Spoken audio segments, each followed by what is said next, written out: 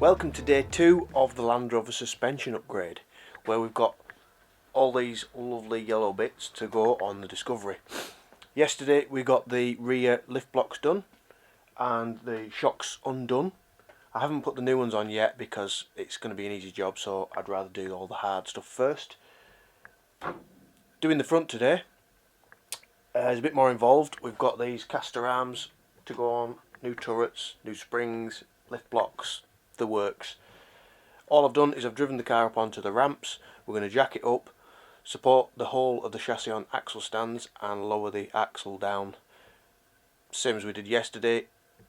Pop the lift blocks on and the new springs and the turrets, jack it all back up and tighten it all back up. As easy as that. Won't work out like that though. So I'm going to get my rubber gloves on and get cracking.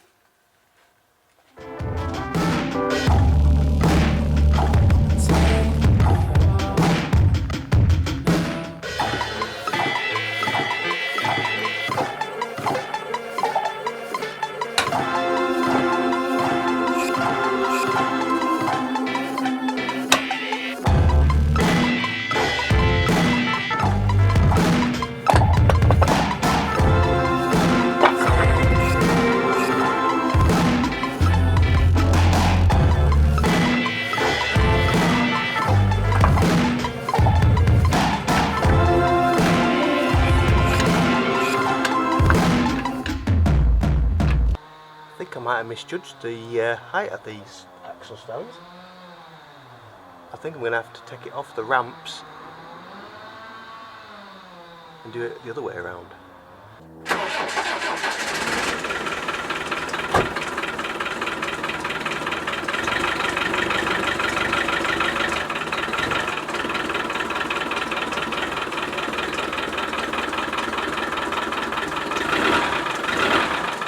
Okay, so I am finding that the hardest part of this job is supporting it on axle stands and making it safe. So I've took it back down off the ramps and I'm going to just jack it up and support the chassis on the axle stands. Hopefully we can get the front axle to droop far enough to get the springs in.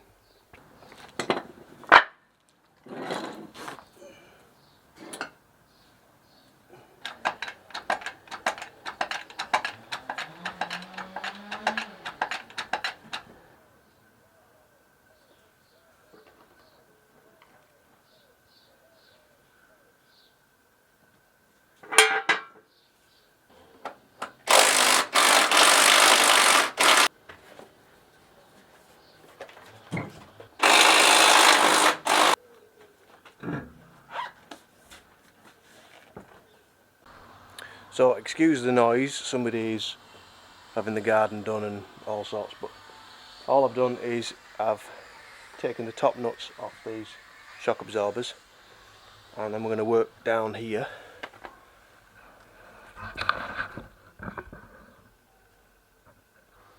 under here. We're going to take this turret off with these 13mm nuts, then we're going to drop the axle down, remove the springs and the shocks, just undo everything, and then we can take these arms off.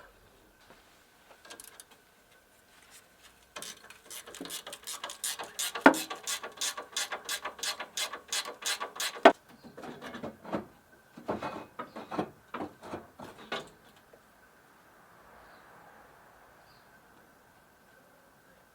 think that needs a clean.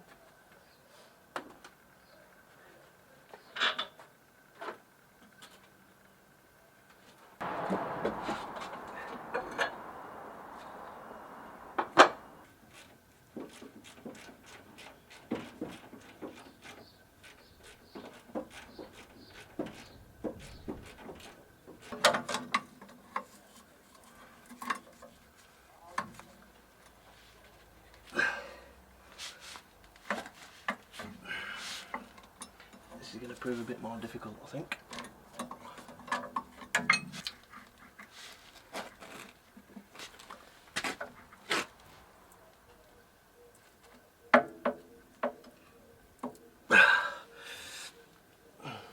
Well, I've managed to get the passenger side shock absorber undone, but the driver's side isn't coming undone at all, and I'm just making a mess of the shocker. So what I'm going to do is I'm going to drill a hole in the nut and try and chisel it so it opens up, and then just take it off, and we'll have to replace the nut afterwards. Good fun.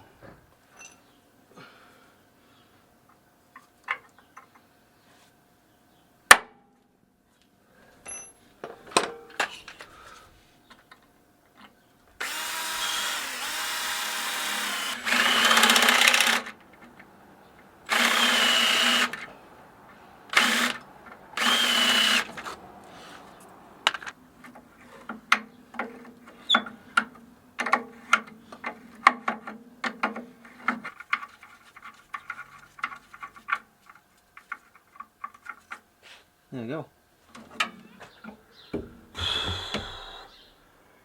Oof.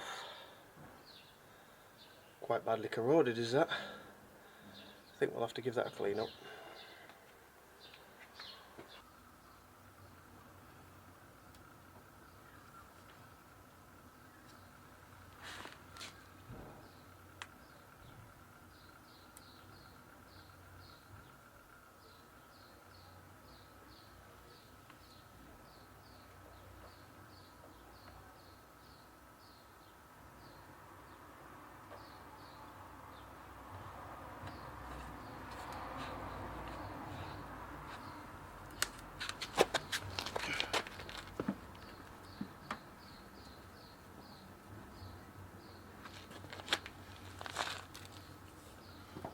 Okay, so quite a bit of faffing, and we managed to get the spring out of this side.